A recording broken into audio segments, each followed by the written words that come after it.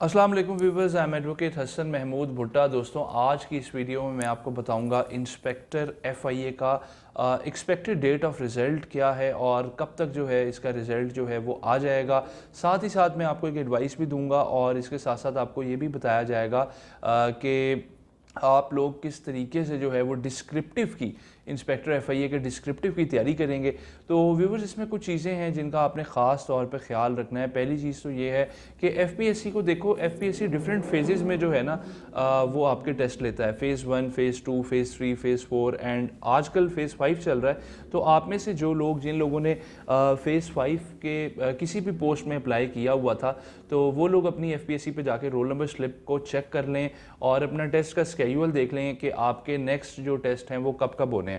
ठीक है। और जहाँ तक बात है इंस्पेक्टर एफआईए के रिज़ल्ट की, इसकी एक्सपेक्टेड डेट क्या है वो भी वीडियो में आगे चल के आपको बताते हैं। लेकिन उससे पहले आपको ये बताते चलें कि व्यूअर्स देखें, लेट सपोज 2 माह बाद रिज़ल्ट आता है एमसीक्यू स्क्रीनिंग का, 3 माह बाद आता है या 6 माह या फिर साल बाद आता है। तो अब इसमें इम्पॉर्टेंट चीज़ ये है कि इस दफ़ा तो बल्कि कुछ अरसे से मैं ये देख रहा हूँ कि एफपीएससी ने अपनी जो है ना एक आंसर की देना शुरू कर दी है और आप बआसानी इस चीज़ का पता लगा सकते हैं कि जी, जब आप उसी दिन सेम डे जो है अपलोड हो जाती है और आपको पता लग जाता है आपने कितने क्वेश्चंस ठीक किए, कितने क्वेश्चंस गलत किए और आपके जहन में एक उसकी इमेज बन जाती है कि मेरा ये टेस्ट क्लियर होगा या नहीं होगा। तो उस हिसाब से फिर आप आगे चलते हैं। टेस्ट का रिज़ल्ट, एमसीक्यू स्क्रीनिंग का रिज़ल्ट जो है वो जब मर्जी आए, इससे आपको इतना सरोकार नहीं होना चाहिए। आपको सरोकार होना चाहिए डिस्क्रिप्टिव की प्रेपरेशन से।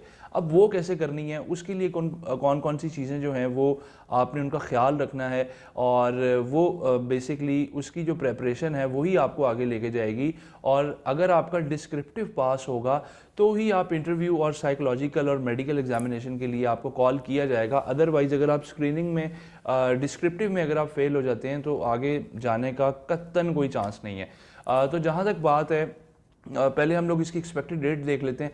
तो अप्रॉक्सीमेटली 3-1 माह के अंदर जो है, 2 से 3 माह के अंदर रिजल्ट आ जाएगा। कभी कभी ऐसा होता है, FPSC federal public service commission जो है पाकिस्तान का एक बड़ा प्रेस्टीजियस इदारा है और इनके पास बहुत बर्डन होता है, बहुत सारे पेपर्स होते हैं। इन्होंने नए पेपर सीएसएस के इम्तिहान भी लेते हैं, पेपर बनाने हैं, चेक करने हैं, फिर उसके अलावा रिजल्ट्स को अपलोड करना है। तो आप कह लें कि bundle of plenty of work इनके पास होता है। तो टेंशन नहीं लेनी बिल्कुल भी। 2 से 3 माह में आपका रिजल्ट जो है वो इंशाल्लाह ताला आ जाएगा। ठीक है। और डिस्क्रिप्टिव के हवाले से थोड़ा सा आपको बताता चलूँ कि डिस्क्रिप्टिव जो है उसके लिए आपकी अंग्रेज़ी बहुत अच्छी होनी चाहिए। व्यूवर्स, अभी कुछ अर्सा पहले बल्कि 2-4 दिन पहले जो है वो सीएसएस का रिज़ल्ट आया। इंग्लिश का बहुत ही ज़्यादा स्टूडेंट्स ने, बहुत सारे स्टूडेंट्स जो है इंग्लिश एसए में, इंग्लिश प्रेसी में फ़ेल हो गए और पाकिस्तान अफेयर्स और इसी तरह से इस्लामियात का रिज़ल्ट भी कुछ अच्छा नहीं रहा। बेसिक्स जो हैं वो आपके अच्छे नहीं हैं, इसका मतलब ये है। तो 1 पेपर में भी बेसिक्स काम आते हैं, डिस्क्रिप्टिव में भी बेसिक्स काम आते हैं। अगर तो आपके बेसिक्स अच्छे नहीं हैं तो आप लिख नहीं सकते। रट्टे वाला बंदा, यकीन जानो, हर जगह फ़ेल हो जाता है।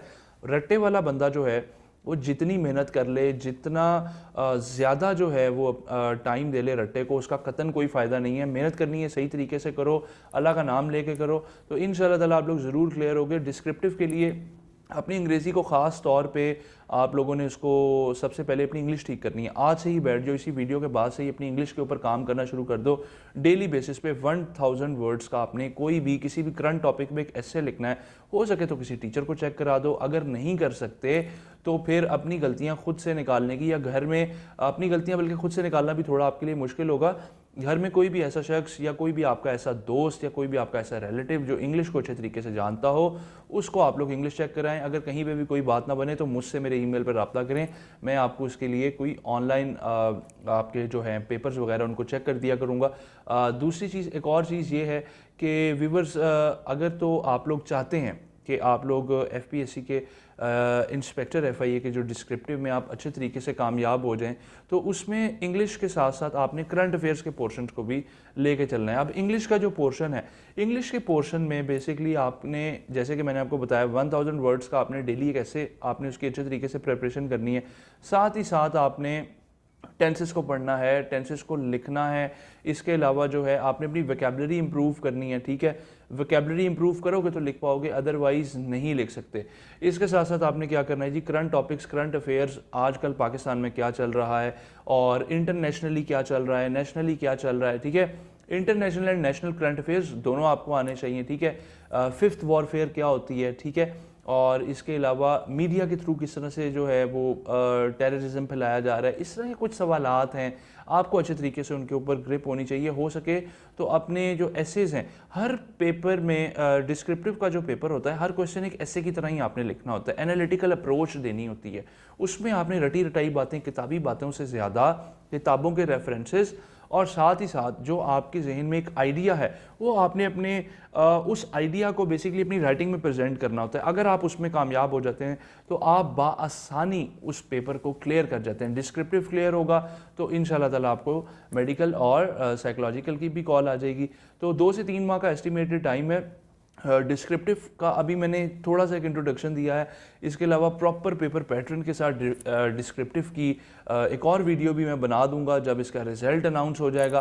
तो व्यूवर्स अपना बहुत सारा ख्याल रखिएगा, मुझे अपनी दुआओं में याद रखिएगा। मिलेंगे इंशाल्लाह ताला नेक्स्ट वीडियो में। और अगर कोई वीडियो आप चाह रहे हैं कि इस टॉपिक पे वीडियो होनी चाहिए तो नीचे आप मुझे कमेंट सेक्शन में या मुझे मेरी ईमेल पे भी बता सकते हैं। अपना बहुत सारा ख्याल रखिएगा, मुझे अपनी दुआओं में याद रखिएगा।